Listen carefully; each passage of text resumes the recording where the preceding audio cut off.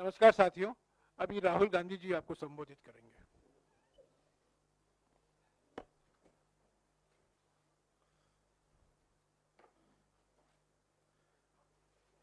नमस्कार, कैसे हैं आप लोग? ठीक है? गर्मी काफी है। हाँ?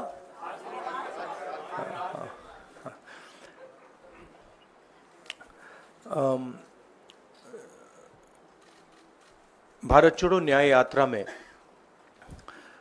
मणिपुर से हम महाराष्ट्र गए और रास्ते में हजारों युवाओं ने कंप्लेन की थी कि हिंदुस्तान में नॉन स्टॉप पेपर लीक होते हैं। और आज आप सबको मालूम है कि NEET paper and UGC NET के जो पेपर्स हैं वो लीक हुए हैं और एक कैंसिल भी हुआ है। कहा जा रहा था कि नरेंद्र मोदी जी ने यूक्रेन की लड़ाई रोक दी थी। मतलब एक ऑर्डर देके जो रूस और यूक्रेन के बीच में लड़ाई चल रही थी उसको रोक दिया था, ब्रेक लगा दी थी। इजराइल और गाजा के बीच में जो लड़ाई चल रही थी उसको भी नरेंद्र मोदी जी ने रोक दिया था। मगर किसी ना किसी कारण जो हिंदुस्तान में पेपर लीक हो रहे हैं उसको नरेंद्र मोदी रोक नहीं पा रहे हैं या रोकना नहीं चाहते हैं। नुकसान स्टूडेंट्स का होता है।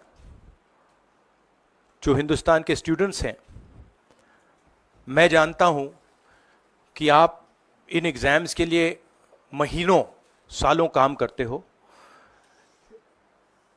ये आपका फ्यूचर है और आपके फ्यूचर से खिलवाड़ किया जा रहा है। मध्य प्रदेश में व्यापम हुआ और अब उस व्यापम को नरेंद्र मोदी जी और उनकी सरकार पूरे देश में फैलाने का काम कर रही है। मैं इंस्टीट्यूशनल कैप्चर की बात करता हूं, मीडिया की बात करी, अलग अलग हिंदुस्तान के जो संस्थाएं हैं उनकी बात की। यही एजुकेशन इंस्टीट्यूशंस में हो रहा है। पेपर लीक का कारण है कि सारे के सारे वाइस चांसलर्स, एजुकेशन सिस्टम को बीजेपी के लोगों ने, उनके पेरेंट ऑर्गेनाइजेशन ने कैप्चर कर रखा है। जब तक ये कैप्चर रिवर्स नहीं किया जाएगा तब तक पेपर लीक चलता जाएगा। इस कैप्चर को फैसिलिटेट नरेंद्र मोदी जी ने किया है और ये एक एंटी नेशनल एक्टिविटी है, क्योंकि ये देश का भविष्य है और इससे हिंदुस्तान के युवाओं को, स्टूडेंट्स को जबरदस्त चोट पड़ती है। इंक्वायरी चल रही है, एक को आपने कैंसिल कर दिया है, अब पता नहीं दूसरे को कैंसिल किया जाएगा या नहीं किया जाएगा, बट कोई ना कोई तो इसके लिए जिम्मेदार है और उनको एकदम पकड़ा जाना चाहिए और उन पे एक्शन लिया जाना चाहिए। आपके कोई सवाल हो? साथियों, मैं गुजारिश करूंगा सवाल आपके इसी विषय पर। हाँ प्लीज। हाँ, sorry. So, when I went on my Bharat Jodo Yatra, the second one, throughout the route, students were telling me that paper leaks are endemic in India. They study, they work hard, honest students suffer, and students who want to cheat benefit. And this was repeated again and again and again and again. Now we are seeing an expansion of the idea of Vyapam across the country. BJP states have had to deal with this. Uttar Pradesh has had to deal with this. Madhya Pradesh has been a center of this. Gujarat has been a center of this. And now they have expanded this idea to the rest of the country. This is extremely damaging to students. And it's happening because all our institutions have been captured. Our vice chancellors are placed not based on merit, but because they belong to a particular organization. And this organization and the BJP have penetrated our education system and destroyed it. What was done by Mr. Narendra Modi to the economy with demonetization has now been done to the education system. Youngsters, I want you to know that the reason this is happening and the reason you're suffering is because an independent, objective education system has been demolished, and it has been replaced by an education system that is captured by the BJP, captured by their parent organization. And until this capture is released, you are going to suffer. You're going to see cancellations of your exams. You're going to see paper leaks again and again and again. One paper has been cancelled. We don't know what is going to happen to NEET. But whatever happens, it should not be done in a arbitrary fashion. The rules that apply to one paper should apply to another paper. And it is very important that the people who are guilty here are brought to book and they are punished. Thank you.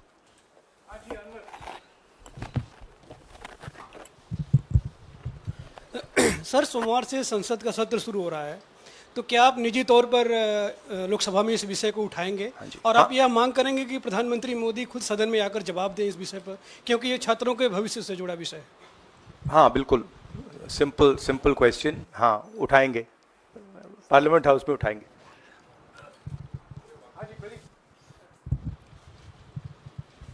Thank you sir. Rahul ji मैं इधर हूँ. सवाल ये है कि जो education system इस वक्त है और जिस तरीके से जो पेपर लीक हुए, जिसका आरोप भी आपने लगाया और जो सामने भी आया है, रद्द भी हुआ है कल परीक्षा, लेकिन सबसे बड़ा सवाल ये है कि बदलाव क्या होने चाहिए, वो बदलाव जो इससे परीक्षा लीक रुके, वो क्या आपके पास फार्मूला? हमारे मैनिफेस्टो में हमने लिखा था. देखिए, 2-3 चीज़ें हैं. सबसे पहले जो शिक्षा का सिस्टम है उसको एक संगठन ने कैप्चर कर रखा है. अपने लोगों को हर पोस्ट पे यही डालते हैं. वाइस चांसलर्स की लिस्ट निकाल लीजिए, पता लग जाएगा. तो इसको रिवर्स करना होगा. दूसरी बात, मैनिफेस्टो में हमने साफ कहा कि पेपर लीक होने के बाद कार्रवाई करना एक बात है, बहुत जरूरी है, और स्ट्रिक्ट से स्ट्रिक्ट कार्रवाई होनी चाहिए. मगर हमने यह भी कहा था कि पेपर लीक होने से पहले जो सिस्टम्स हैं, जो यूनिवर्सिटी के एग्जाम्स के रूल्स हैं, सिस्टम्स हैं, इनको फिर से असेस करना पड़ेगा, इनको स्टडी कर रीडिजाइन करना पड़ेगा. ये दोनों काम हमने अपने मैनिफेस्टो में साफ लिखे हैं. और विपक्ष दबाव डालकर ये दो काम सरकार से करवाने की कोशिश करेगा.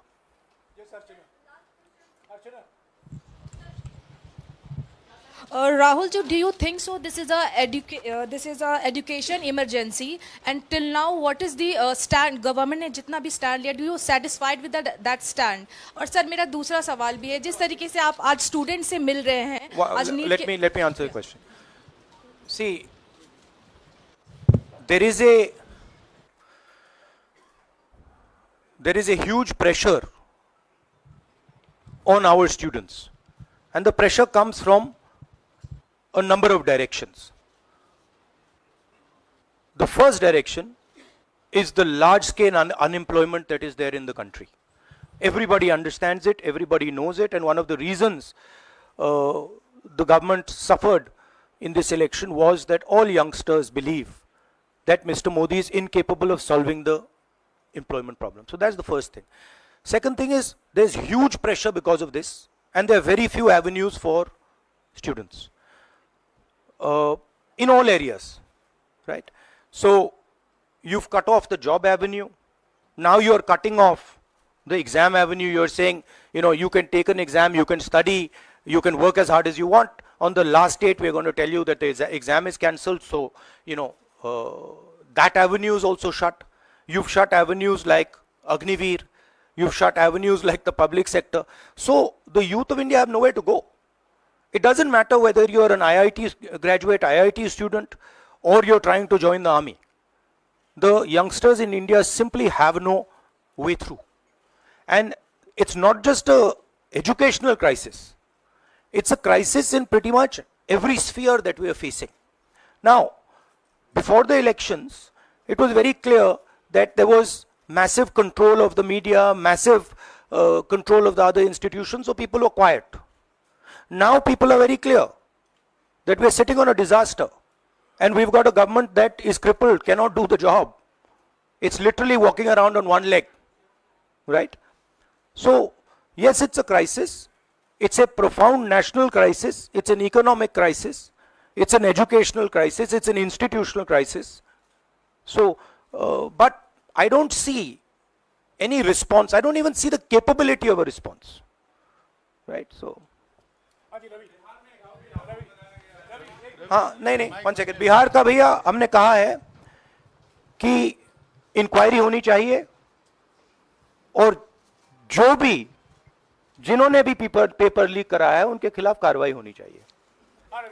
राहुल जी, चूंकि ये मामला नेशनल लेवल पे भी एग्जाम्स में हो रहा है, स्टेट लेवल्स में भी एग्जाम्स में कई जगह इस तरह के पेपर लीक की घटनाएं होती है और करोड़ों छात्रों का जीवन अधर में लटक जाता है। आपको लगता है कि एक सख्त कानून बनाने की जरूरत है संसद में कि इससे निपटने के लिए? कैसे होगा, क्योंकि छात्रों का जीवन नहीं, सख्त कानून आफ्टर द फैक्ट है, वो होना चाहिए। मगर अगर आप मेरिट के बेसिस पर लोगों को नहीं जॉब देंगे, अगर आप आइडियोलॉजिकल लोगों को वाइस चांसलर बनाएंगे, इनकेपेबल लोगों को वाइस चांसलर बनाएंगे, एग्जाम्स के जो स्ट्रक्चर्स हैं, एग्जाम लेने के स्ट्रक्चर्स हैं, उनमें आप आइडियोलॉजिकल लोगों को डालेंगे तो ये काम होगा। ये इसका सबसे बड़ा कारण BJP and its parent organisation ने जो कैप्चर किया है ये है। और अगर आप कल्प्रिट ढूंढना चाहते हैं तो मैं आपको बताता हूं, जिन लोगों ने हिंदुस्तान के इंस्टीट्यूशंस को डिस्ट्रॉय किया है, जो पहले ऑब्जेक्टिव हुआ करते थे, इम्पार्शल हुआ करते थे, वो आज इम्पार्शल नहीं है, ऑब्जेक्टिव नहीं है, आइडियोलॉजिकल बना दिए गए हैं और मीडियोकर लोगों को इन इंस्टीट्यूशंस में बैठा दिया गया है। इसका मेन कारण यह है, और इसका आप एपिसेंटर देखिए, पूरा देश जानता है, युवाओं आप सब जानते हो कि इसका पहले एपिसेंटर मध्य प्रदेश हुआ करता था, वहां पे 40-50 लोगों की हत्या हुई थी, ये तब शुरू हुआ था। आप जानते हो कि गुजरात में, उत्तर प्रदेश में और मध्य प्रदेश में इन चीजों का एपिसेंटर है। और आप ये भी जानते हो कि बीजेपी के लोग कहते हैं कि हमारी लेबोरेटरी मध्य प्रदेश और गुजरात है। तो लेबोरेटरी से यह काम शुरू हुआ है और अब यह काम देश में फैल रहा है और आपका इससे नुकसान हो रहा है।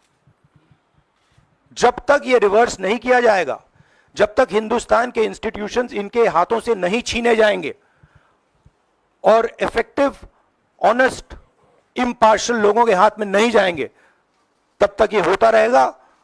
और मैं आपको बता रहा हूं, जब तक बीजेपी रहेगी ये बढ़ता जाएगा।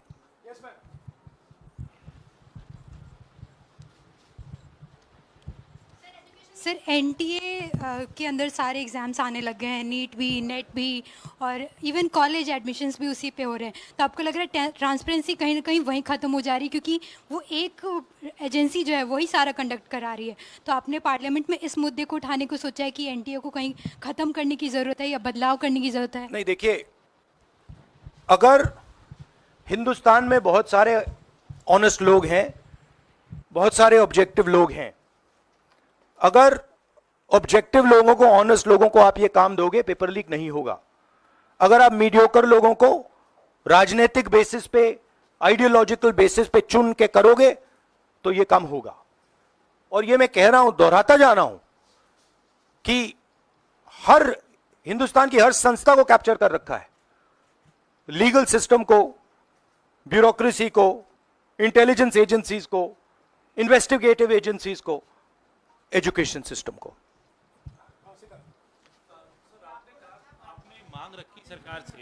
आपने अपनी मांगे रखी हैं सरकार से, लेकिन सरकार के पक्ष पहले ही सामने आ गया। एनटीए को जो एनटीए है एजेंसी, उसको क्लीन चिट एक तरीके से एचआरडी मिनिस्टर ने पहले ही दे दी है। तो सरकार का तो कहीं ना कहीं पक्ष साफ दिखाई देता है। आगे आप लोग कैसे जाएंगे इसको? उनकी क्रेडिबिलिटी इन बातों में है ही नहीं। वो क्लीन चिट दें उसका कोई मतलब ही नहीं है, उनकी जीरो क्रेडिबिलिटी है। सब लोग जानते हैं कि एपिसेंटर मध्य प्रदेश, गुजरात एंड उत्तर प्रदेश। सबसे ज्यादा मेरी यात्राओं में सबसे ज्यादा पेपर लीक की बात यहीं आई थी, उत्तर प्रदेश में आई थी, मध्य प्रदेश में आई थी।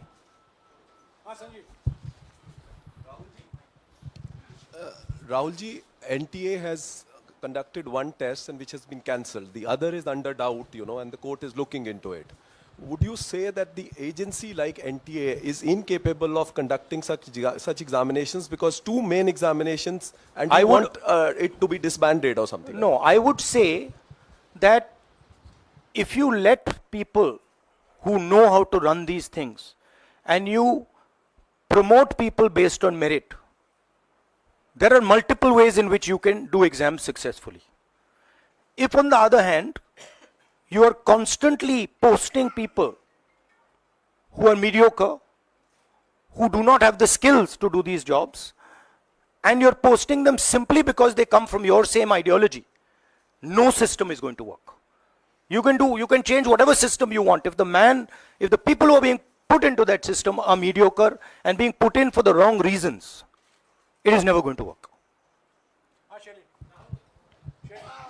Sir, Last question. Sir, NEET, specifically on NEET examination, there is of course an investigation that is going on, but the scheduled counselling session is not been delayed. It is going to happen as per schedule. So do you think that this is a mere eyewash when it comes to the investigation, saying that investigation bhi ho rahi hai, but then they are not delaying the Look, they can eyewash whatever they want, but they are going to get such pressure from the opposition that they're going to think twice about whatever they're doing. Because we are not going to allow this type of activity to be done as far as our students are concerned. Our students sit there, they work, they spend months, they dream about these exams for years, they spend huge amount of money. So the opposition is simply not going to allow any of this eyewash that is taking place. We will make sure that we put so much pressure on them that this issue is resolved. Okay, Janendra, last question. Sir, Janendra, jaldi.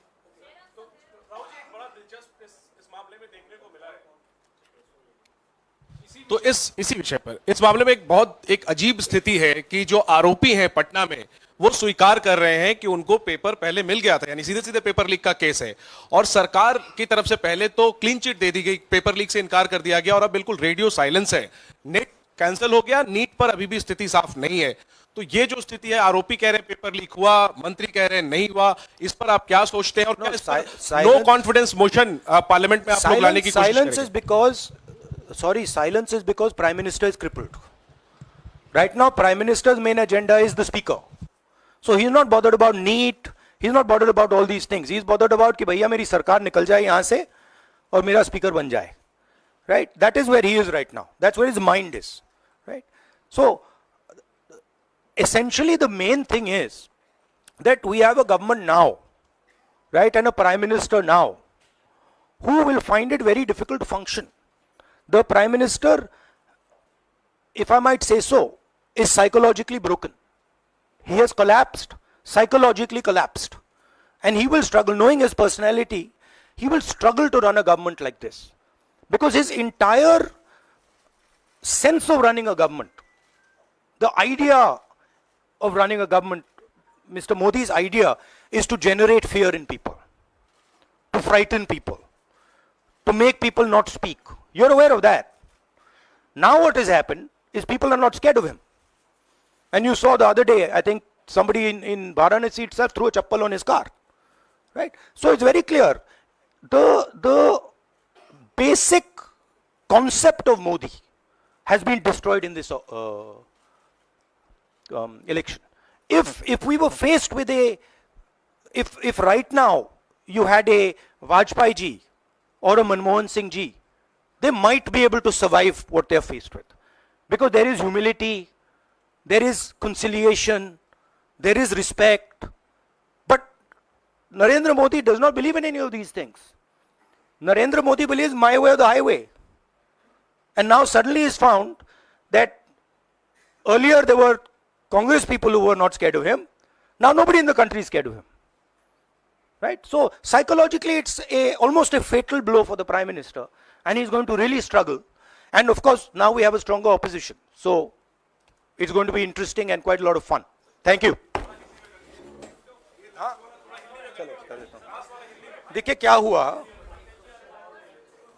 आपने जो नरेंद्र मोदी जी की का जो concept था और वो गुजरात में शुरू हुआ था, गुजरात से वो गुजरात मॉडल फिर वो नेशनल लेवल पे लाए। कॉन्सेप्ट क्या था? कॉन्सेप्ट था मार्केटिंग, हजारों करोड़ रुपए की मार्केटिंग और डर, एजेंसी का डर, मीडिया का डर, सरकार का डर। अब हुआ क्या? अब देश में कोई उनसे डरता ही नहीं है। मतलब एक तरीके से रिडिक्यूल करते हैं। जो पहले 56 इंच की छाती थी, अब नंबर तो नहीं दे सकता हूं, बट 30-32 हो गई है, राइट? तो अब पूरा जो ढांचा था, इतना बड़ा गुब्बारा था, वो इतना बड़ा हो गया। अब इससे नरेंद्र मोदी जी को साइकोलॉजिकल बहुत टेंशन होगा, बहुत प्रॉब्लम होगी, क्योंकि उनका जो काम करने का तरीका है वो लोगों को डराने का है, धमकाने का है। अब वो डर चला गया। आपने देखा, पता नहीं देखा या नहीं, वाराणसी में वो चप्पल मार दी किसी ने। अब आप इमेजिन कीजिए, चुनाव से पहले अगर कोई मारना भी चाहता था डरता, तो वो जो डर था वो गायब हो गया, खत्म हो गया। और इंटरनल भी प्रॉब्लम्स हैं, इनकी पार्टी में प्रॉब्लम्स हैं, इनके पेरेंट ऑर्गेनाइजेशन में इश्यूज हैं। तो मेरा कहना है कि जो नरेंद्र मोदी का जो कॉन्सेप्ट था उसको ऑपोजिशन ने डिमोलिश कर दिया, खत्म कर दिया है। उसको आप 56 इंच की छाती कहें, उसको आप डर कहें, उसको आप मतलब जो बिग नरेंद्र मोदी जी की जो इमेज थी उसको फाड़ दिया हमने। अब अगर वाजपेयी जैसे लीडर होते जो जिनमें ह्यूमिलिटी थी, मनमोहन सिंह जी जैसे जिनमें ह्यूमिलिटी थी, लोगों की रिस्पेक्ट करते थे, बात सुनते थे, ऐसी सिचुएशन वो काम निकाल सकते थे। मगर ये नरेंद्र मोदी जी की स्टाइल ही नहीं है। नरेंद्र मोदी जी मतलब किसी की सुन नहीं सकते, बिना फोर्स काम नहीं कर सकते। तो ये अब मामला है। और दूसरी बात, बहुत मजबूत ऑपोजिशन है, तो काफी मतलब इंटरेस्टिंग समय है। Thank you.